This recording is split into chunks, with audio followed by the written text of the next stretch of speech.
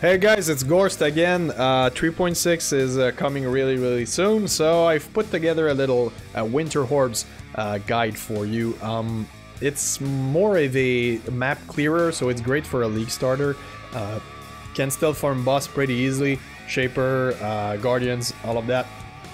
It's not the best Shaper farmer out there, to be honest. You're going to see that you can still die, so never use this thing in hardcore, but the clear speed is super nice.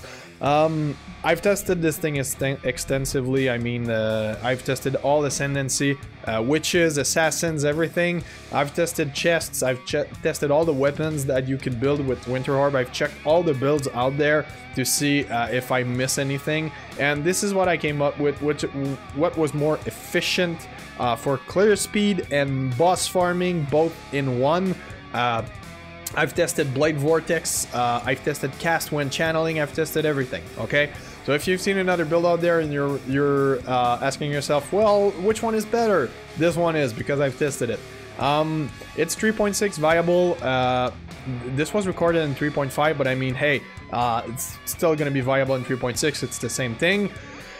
Honestly, Winter Orb was so fun to play. The clear speed, just mapping and leveling the character was super nice.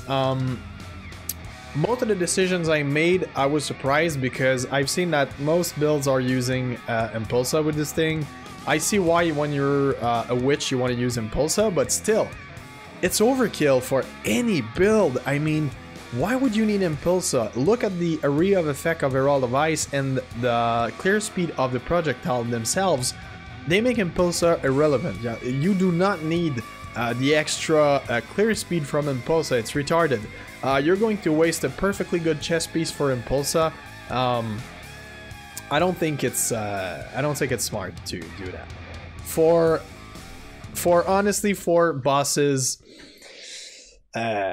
you can farm them with this build. I did it. I farmed like 20 times Guardians, and it's doable. It's easy. It's just you're going to die. So if you're one of those guys that trying to push the character to 95 or 100 level, forget it. Our main defense here, because I've tried to invest into life, our main defense here is just not getting hit, because we can stay so far away from any target. We can and we do a really decent amount of damage.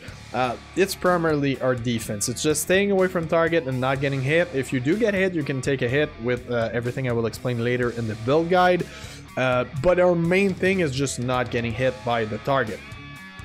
So yeah, sometimes you will die because you make mistakes, and I suck at this game, and I did not die often. Like, this build is really nice for somebody who's starting, because you can just focus on evading attacks and not having to press anything, because all you do is run around. So you don't have to dodge with Whirlwind Blade or Leap Slam, and you don't have to stop an attack with your Tectonic Slam or Blade Flurry or whatever to kill the boss. You just walk around with your Winter Orb. So yeah, that's pretty sweet. It's a nice little build. To be honest, it was really hard to do, like, optimize, and I could not. I've tried multiple ways, and this is the best way, guys, trust me on this. Energy Shield would make the build tankier if you would go Energy Shield route, but the only way I managed to put it at Energy Shield route is by going Occultist. Other than that, it was clunky. It was not as fun as it should have. See, I died there, told you I suck. So yeah, Occultist, that's the only way to go for Energy Shield build. Otherwise, Elementalis is not good enough for Energy Shield, because you don't get any Energy Shield rate. I've tried multiple options. It's not as good as it should, and especially with 3.6 coming, you guys will probably want to farm Uber Lab, and with my version, it's pretty easy, it's doable. It's not the best out there for Uber Lab, it's not what it's for, it's mainly for clear speed, but it's doable. If you play Energy Shield, all of you guys know, if you play Energy Shield without an Occultist, forget farming Uber Lab, you're just gonna swear all day. So yeah, that's why I make it like that. And it clears the endgame fairly easily. I mean, there's no point investing in more defense with what I did, or more offense, because you're going to see some assassins build out there who melt Shaper in seconds. Sure, I could have done that, but I roughly have 8 Exalt in this build, and I think even 8 exalt is exaggerated. I got maybe 6 invested in it. You can go overboard and melt Shaper or Guardians in second. Like, sky's the limit with this build, guys. But you need to buy jewels that are like 3 exalts per jewel, and that wasn't my intent. I wanted to do it for everyday man, like I always do for you. Let's face it, we're not gonna have 100 exalt to spare on one build every league. So this is the average man winter horde build. It's the best out there. If you want something min-maxing and be able to kill boss instantly and not having to do any mechanics, you can. You just have to min-max it, so invest in decent jewels, triple, multiple crit jewels, and you're going to be fine.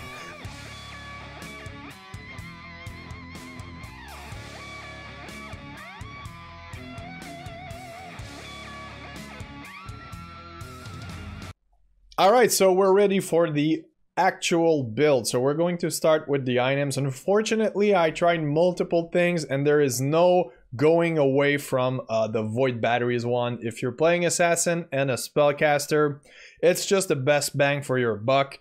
It gives you all the damage you need. I tried going a lot of different routes with staff,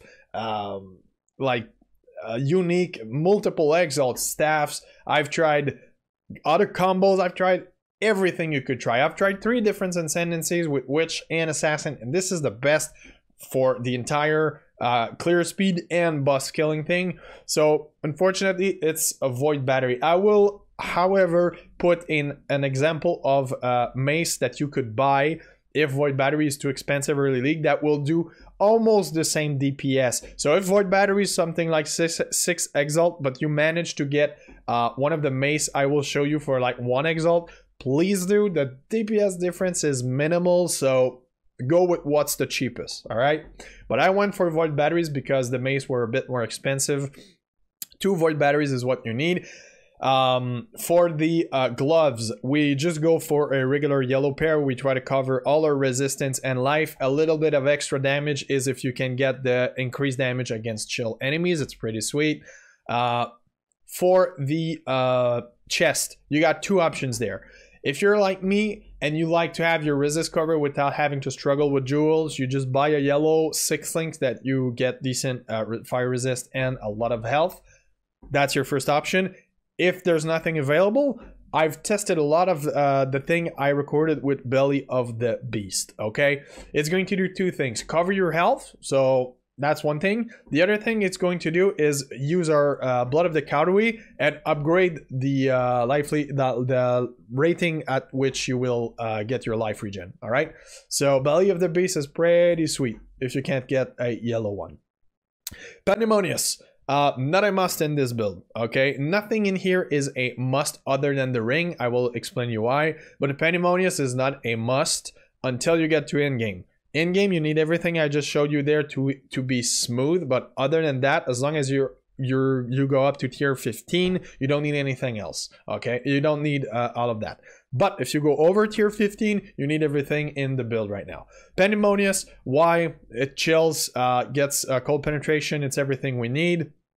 For the rings, Mark of the Shaper, not required, but it's a nice increase both in life and spell damage. This is the only thing you need in the build, and I will explain you why. Curse enemies with Warlord's Mark on hit. This is what you need in the build. You can't really run Blasphemy. We can early, like you're starting the league, no problem. You run Blasphemy with your Warlord's Mark on a hit to leech from enemies on your spell. The only problem is there's a range to it and it's pretty short, and that's not how we play this build. You really need to get one of these rings. In the meantime, just try to get some life leech in the passive and mana leech because it's going to be required, okay? But once you can, you just get this and it has a nice energy because you can get the Mark of the Shaper. Bubonic Trails, Murder Boots, not required. You can just get a nice yellow pair of boots. Be sure to take a 30% increased movement speed on those boots. It's very important. For the belt, you just get yellow belt, try to cover your resist. Stygian Vise is nice. You can add a bit more damage, get some life on it. That's the most important thing. And the helm. The helm is a bit more tricky. Here's why. I bought a light poacher with 2 sockets. It's the only thing that was worth better than the other 2 choices I will show you. it's still not required. All right, you don't need it. You can just, because right now it's pretty expensive, you don't have to take a light poacher's helm. It's just an extra. Here's your other option, Devoto's Devotion. It doesn't add up any damage whatsoever, but you barely feel the difference. I just took these because it made me more tanky, because I could add some life into these. So Devoto's Devotion, 20% increased movement speed, and it covers all our dexterity, so we don't have to deal with the pesky dexterity on all of our jewels. Okay, but if you say, Gorse, I can't get all the items you name, I'm lacking damage, it's a pain. No problem, guys, don't panic. There's a simple solution to all this, and it's Skull's Brittle. See all the mana we get? We can use Skull's Brittle pretty easily. It will not affect us whatsoever in terms of damage we deal to ourselves. Look at that. It doesn't even get past my energy shield. It's nothing. All right. So if you're lacking damage, to get a Skull's Brittle, it will fix everything. Okay. It's 100% spell damage upgrade. So it fixes everything. For the flasks, Blood of the Kadwi, I strongly suggest this over a life flask. It will give you a life in a way faster rate, and we don't need anything on our life flask. No freeze, no nothing. Dying Sun, good upgrade damage, not required until you get to endgame. Guardian Shaper and everything. You can still do Guardian Shaper and everything without having a great build like I have right now. It's just, it's a bit harder. Silver Flask with great movement speed. It's very important. You go for critical strike chance with a Diamond Flask. It's very important, and this is where you remove your bleeding, so get that on it. Adzu Promise is a must on the build. It's not a must on the build, but it's nice. Get you a good increase in damage. All right, so that's it for the items. We're going to go for jewels for the sockets. Immortal Call, increased duration, cast when damage taken, phase run, increased duration, and then support, Arcane Surge. This is one setup you need, not necessarily the Arcane Surge, but if you, as soon as you start mapping, you need a phase run. Try to get it level 20. Try to get a 20%. It's very important, even more than Winter Orb, for quality of life, for your build to run smoothly, and maps you really need phase run. All right. Increased duration, and then support is a great addition to that. You really feel the difference. I recommended it strongly as soon as you guys can if you're doing a lot of mapping, and then support. Then we go for Righteous Fire, Onslaught, and then Herald of Ice, because we want the Onslaught. Frost Bomb for the bosses. You just drop a Frost Bomb, reduce their it reduces their frost resistance, ice resistance, whatever. For the main thing, lesser multiple projectile, controlled destruction, hypothermia, Winter Orb, added cold damage, concentrated effect. Now, people are going to say, wait, Gorse, why don't you run greater multiple projectile? Doesn't this thing shotgun? Yes, it does. It does shotgun, but we don't have any other advantage to run another flask than Dying Sun. And if you run Dying Sun and anything else than Shaper, if you got greater multiple projectile, you won't be able to shotgun with all the projectile at one spot, for the simple reason that it just won't. Okay, there's too many. Don't run it. I've tested it. Only Shaper has a big of enough frame to get hit by all the projectiles. If you go for Guardians, you're always going to see like a couple projectiles missing, way too far away for your area of effect to get into it. So lesser multiple projectile makes your damage stronger. It will help with that, and you can add the 2 projectile you're missing with Dying Sun. So yeah, that's pretty much it for the build. Jewels, pretty quick. Multiple, spell multiplier on it, really important. Spell multiplier for jewels is what you need. Life to get around 5,000. This is what we need to feel it smooth. That's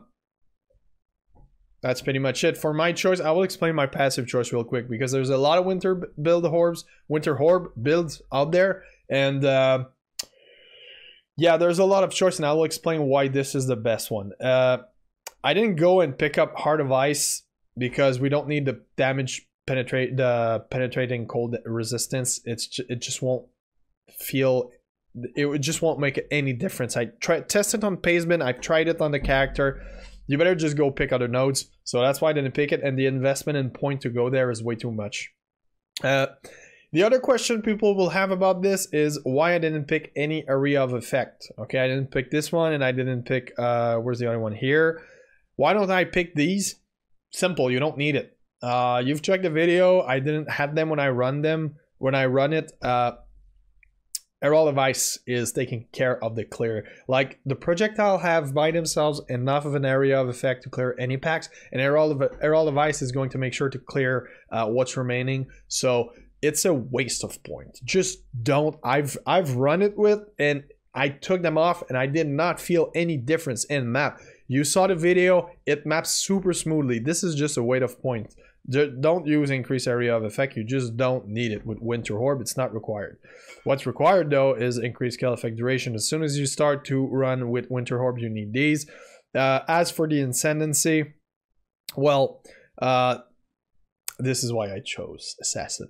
Okay, it's easy to reach the skill cap for a critical strike with Assassins. It makes you 20% faster, which is great because it's our movement speed that makes us run so fast in map. So you need movement speed. It's not like we need attack speed at all. So that's one thing that's really nice with it. And it generates just power charges all day, every day. In order, you get these first and this first, and then this one lasts. The other thing that's nice with Assassin Ascendancy, we can run Elemental Reflect map because we are critting all day. So if there's an Elemental Reflect map, we just don't care. We can still run it. We can run every single map mods. The only thing we cannot run is together no leech and no regen. That's the only thing. X-proof, no regen. Also, if those two are combined, you can't run them because there's no way for you to get more mana back. But other than this, you can run any map mods. It's a blast.